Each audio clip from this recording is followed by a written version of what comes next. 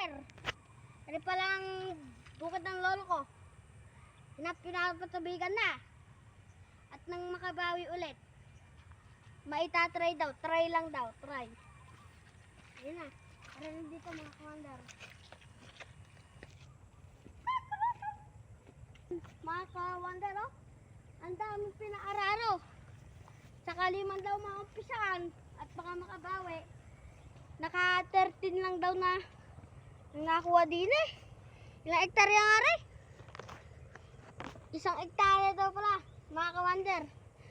Pero nakuha 13 na piraso sa ako. Kalawak ko naman na rin. Ano?